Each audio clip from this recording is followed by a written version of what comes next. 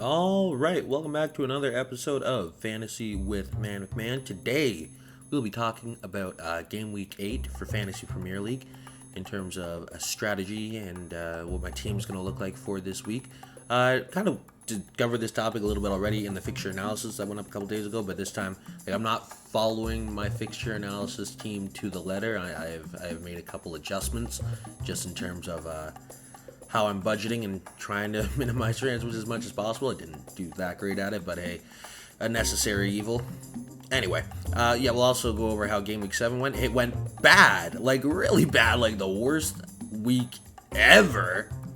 So yeah, that was fun. But anyway, let's get into it. All right, so let's talk a little bit about Game Week 7. In a word, shit. Like that's just it. It was utter garbage. It was absolute trash. Like, it started off badly, and then it stayed bad for the entire time. Like, legit, my two top performers were both of my goalkeepers with Ramsdale and Sanchez at 6 points, and I can only play one of them, so yeah, bad.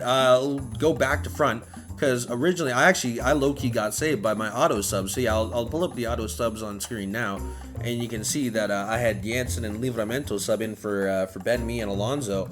But yeah, like, Ben Mee was like a budget pick, but it was also like he had a good game week. He was going up against Norwich. Like, that's an easy clean sheet. Plus, there's a chance for him to get involved on the attack because he's definitely a set piece threat with his big ol' head.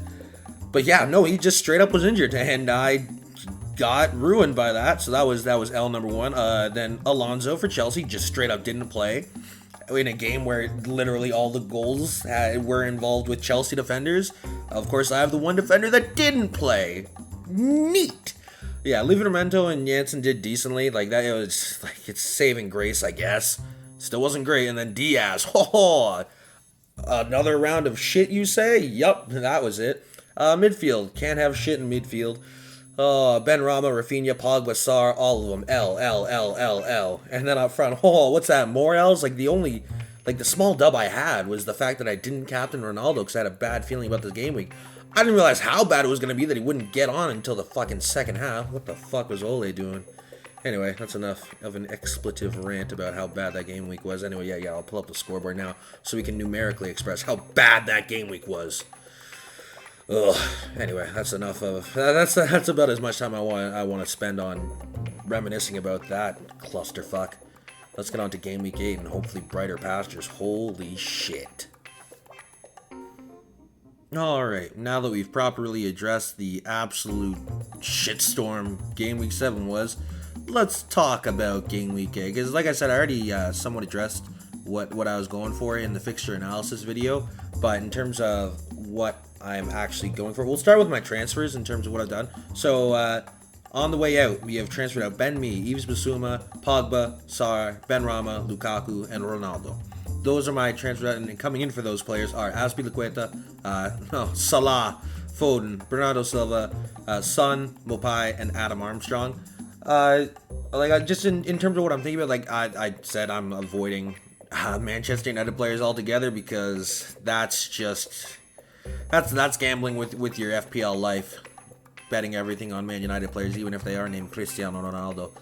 With Lukaku, it was a case of I was thinking about transferring out for Werner, but I obviously, in terms of my forwards, I definitely wanted Adam Armstrong and I definitely wanted Neil Mopai. It was just a toss up of did I want to keep Antonio, and I decided that I did, just also because it meant that I could have a better midfield, as opposed to if I had Werner or Lukaku up front, I would have had to make more sacrifices, and that kind of helped me make my decision on it. But it's also the fact that Chelsea's attack seems to largely it largely resides within their defense. You look at their wing backs and their fullbacks, that's who's been their firepower for the majority of their goals and assists and just everything. They attack from the back, and yeah. So as you can see, that I have both Alonso and Azpilicueta.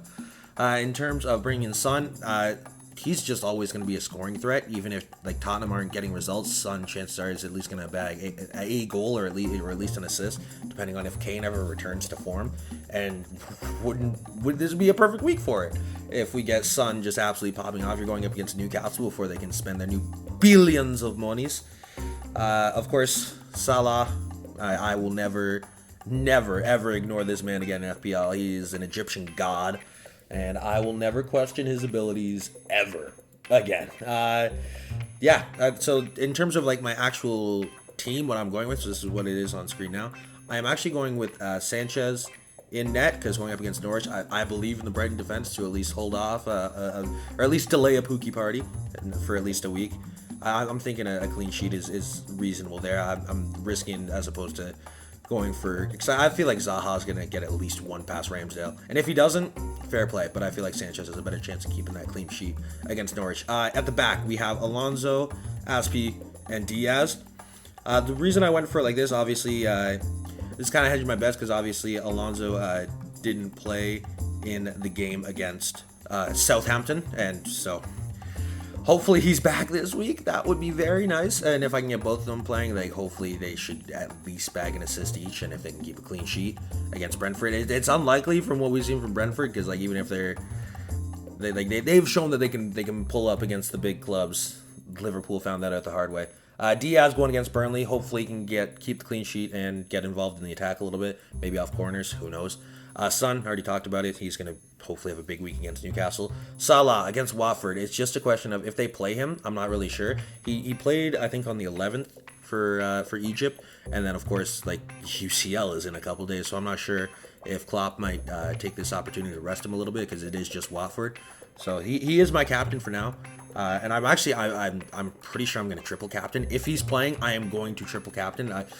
I'm not sure if I'll be able to get a definitive answer of if he's playing or not before the deadline. And even if he's not, I'm going to triple captain him, and I think Son will definitely play against Newcastle. And if they don't, well, I guess the FPL gods just hate me. In terms of the City midfielders, we got Foden and we've got Bernardo Silva. So what I've gone for there is if they both play, great, but it's also chances are at least one of them plays, especially with the injury to Ferran Torres. At least one of them plays. I think they should both play, and I think they can bag a goal each against Burnley, because I'm not sure what stat I saw, but I'm relatively certain the last 4 home games of City against Burnley, City's won 5-0, and I would like that very much.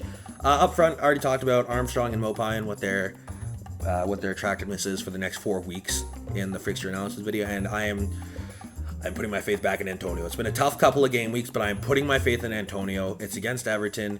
We saw what happened with the Villa matchup, so hopefully Antonio can do better than Villa. If not, that's going to leave some question marks. But yeah, on my bench, I have Rafinha. It's just a question of I'm not sure if he's going to play, because he played for Brazil not even 48 hours before that he's going to be playing, like theoretically playing for Leeds. And I think I saw something that he missed his flight because he got delayed at security. So it's highly unlikely that he plays, but if he does, chances are he would sub out if one of the City players didn't play. Or yeah, Livramento and Janssen as fill-ins just in case Alonso or Asby don't play, or Diaz. Just like my bench is solid. And the reason that I kind of took this opportunity, like I was already taking a massive hit in transfer deductions, so I took this opportunity to also bolster my bench, because I'm thinking I'm going to be playing my bench boost in game week 11. I think that's what I'm aiming for. But yeah, that's my team for this game week. All right, well, that about does it for me for this episode of FPL. Yeah, if you enjoyed it, feel free to leave a like, comment, subscribe, all that good stuff. If I helped you out, happy to be of service, and hopefully this week is better than last week, a lot better, and yeah, wishing you all the best of luck. And yeah, so match day 3 for UCL, that kicks off on Tuesday, so my preview for that should be coming out this Sunday. Match day 2 went a lot better than match day 1. Match day 2 was an absolute banger.